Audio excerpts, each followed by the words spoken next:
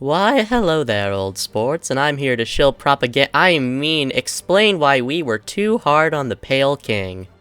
Now, before getting into the meat of this video, I would like to explain that this video will be split into two chunks.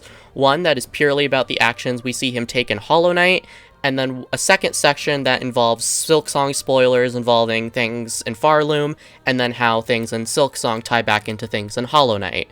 So, if you haven't played Silksong or haven't finished Silksong, you can watch the first half of this video, and then I'll give you a warning before I start going into any spoilers, just as a courtesy. Now, a lot of people in the Hollow Knight fandom like to hate on the Pale King for various reasons, and why he's no saint.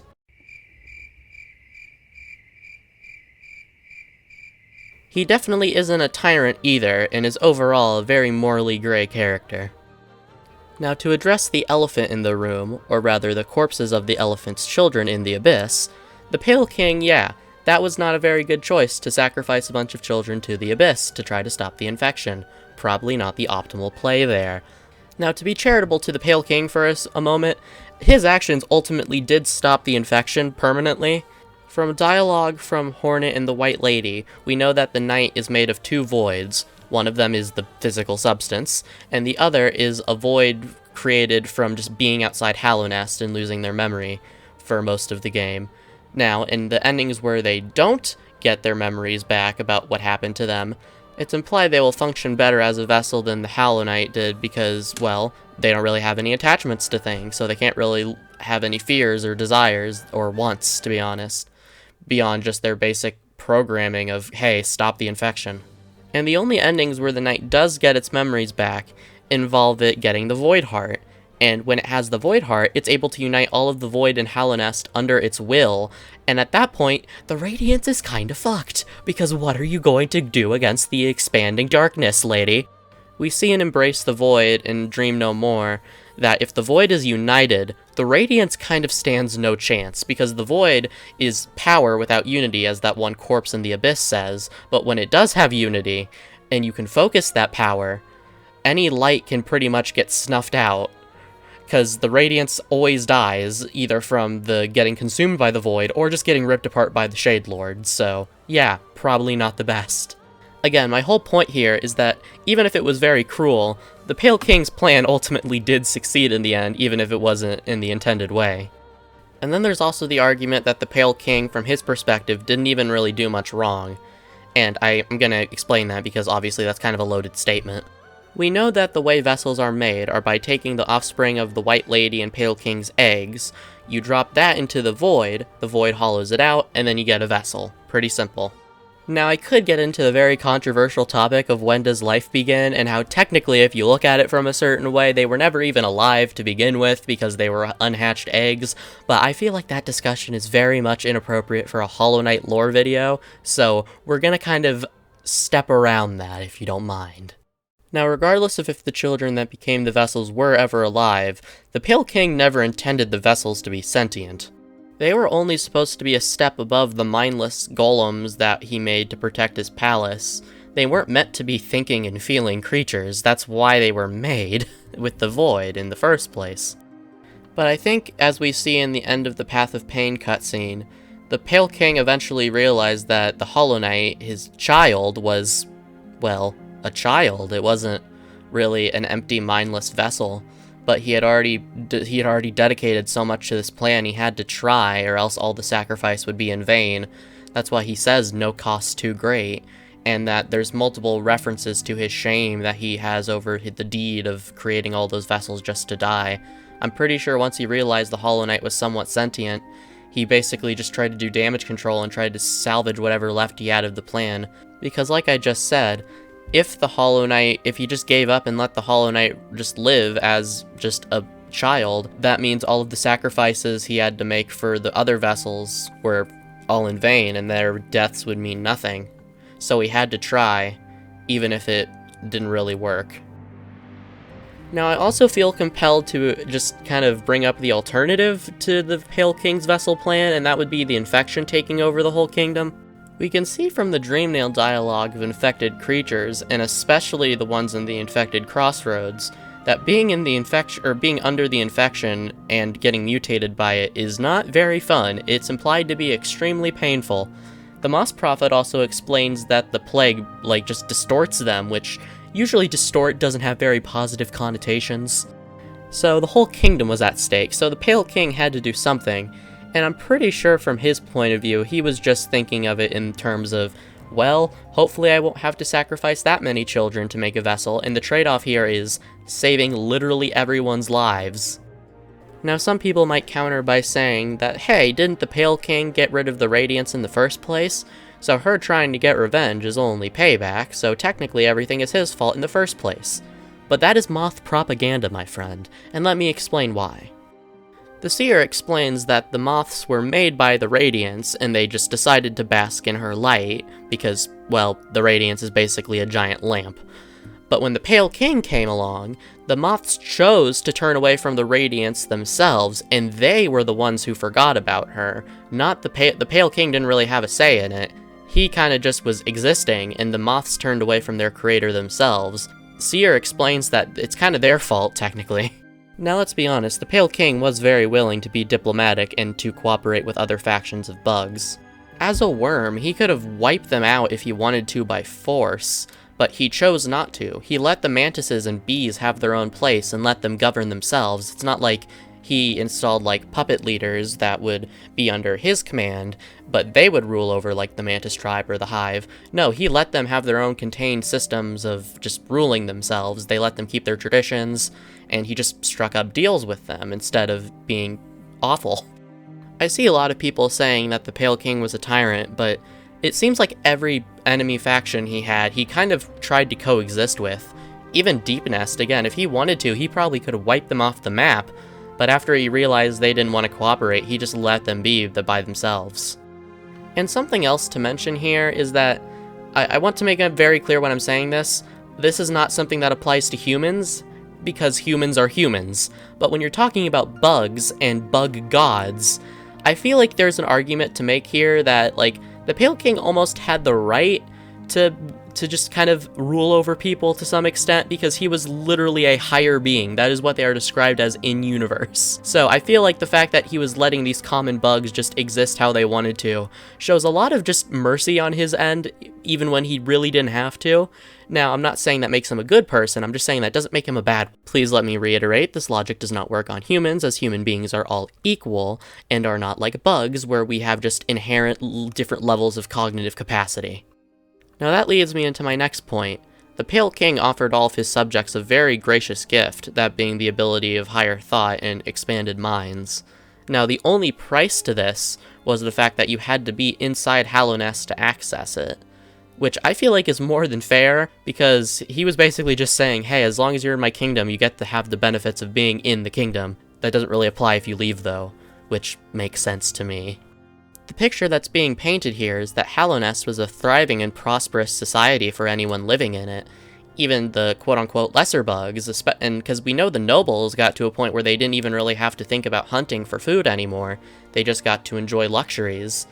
And then everyone else, they just got to enjoy higher thought and safety and comfort, so it doesn't seem like the kingdom was like this terrible regime you had to live under. And the Pale King himself seemed to do everything he could to make the best out of some truly terrible situations. Even if Hallownest wasn't the last civilization in the world, it was definitely one of the greatest, if not the greatest. And speaking of other kingdoms...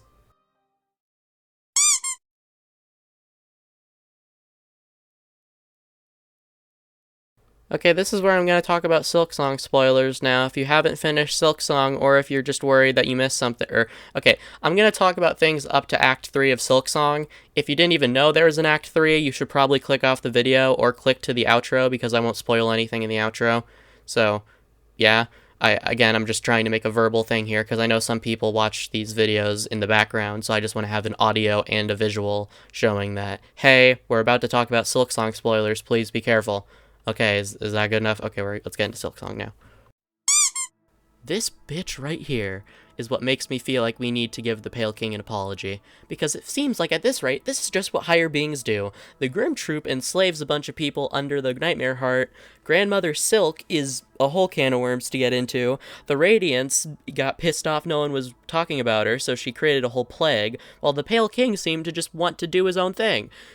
So I just feel like half the higher beings in this game, or in this universe, are just awful people who would just want to subjugate bugs. And I know I kind of mentioned earlier that that's kind of like their nature, so you can't really blame them for doing it. But, like, come on, the way she goes about it is just so terrible. You could have gone the Pale King route and tried to make the best lives you can for your subjects, while Grandmother Silk is just haunting people for shits and giggles, it seems like.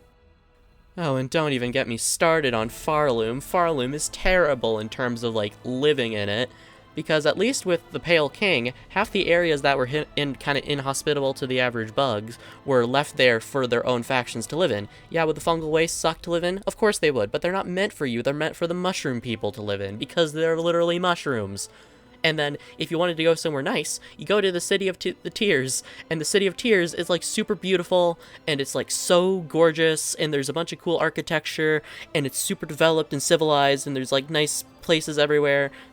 But then you go to Farloom, and you go to the Citadel, and the Citadel is terrible. It feels like every part of that place is hostile to you. You can't get around without fucking bouncing on bells or whatever. And then, there's like... okay, that's probably just there for gameplay reasons, but think about it. Think of all of the constant ringing bells you have to hear. Everything takes money. Oh yeah, let's get into the economy real quick. I'm just going off script at this point. The Pale King made an economy so good it functioned after he died. The Pale King, I want to repeat that. The Pale King's economy was so well built that it kept functioning after the guy maintaining it wasn't there anymore. People still use Geo, Geo still works, people can still work for Geo, the economy is still running and functioning, and people are still buying goods and services. But then in Farloom, it feels like it's not even like, where's the money going? I know Grandmother Silk isn't using any of those rosaries because she's stuck in a giant fucking cocoon, but then again, you have to spend like 15 rosaries just to buy a bench to sit on once. Why? And don't even get me started on how in Farloom you have to pay to use benches in the fast travel areas, while in Hallownest you just get a bench there for free because they already know you're going to be spending money on public transportation. So why overcharge people? I don't know what anyone running Farloom was thinking when they made half the decisions they did. They also have a confession station that, no matter what you says, just plays an automated message that says, "Wow, you suck, get back to work, dumbass." And it's like, why? That's just so cartoonishly evil. At least the Pale King had a fountain you could just donate to if you wanted to. And then, like, maybe, like, I don't know if the Soul Vessel Fragment was a thing in-universe, but, like, at least, like, he was just like, yeah, if you want to support me, maybe you can throw some of your Geo in this fountain, but I don't really care. He's just like, a true servant gives all for the kingdom. Well, Farloom is like, you will give all to the kingdom, and you're not getting any breaks. Get back to work, dummy. And the underworks are terrible. Basically, to have this whole kingdom running, and to even look like it puts up a front of looking nice, they have all these poor underpaid workers who are just meant, like, their whole lives, they are bred to live under the Citadel and just work on things. That sucks. Those, like, poor bugs. Why? Sorry, I was going off script there. I just think it's ridiculous. Getting back on script, in Hallownest, what we see is the kingdom's downfall, and we see it decaying after it's already fallen to ruin. While in Farloom, what we see is just kind of normal operation for it. They're trying to capture weavers, they're trying to get pilgrims to come up to the Citadel, most of them die along the way, and everything sucks. It's not really that complicated. It's not like this is like some out-of-nowhere sort of thing that just started happening. This is normal for Farloom. And like I said earlier, this just seems to be normal for higher beings. They don't really seem to care about regular bugs at all except for the Pale King, mostly. And maybe other worms, we're not sure about worms, but Un is just a sleepy slug creature, the White Lady just wants to reproduce, the Grimheart just wants to keep sustaining itself, and then the Pale King over here is just like, I want people to worship me, so I am going to give them the best life I can, so I can justify that people are worshipping me. Yippee! Like, I feel like it's not that...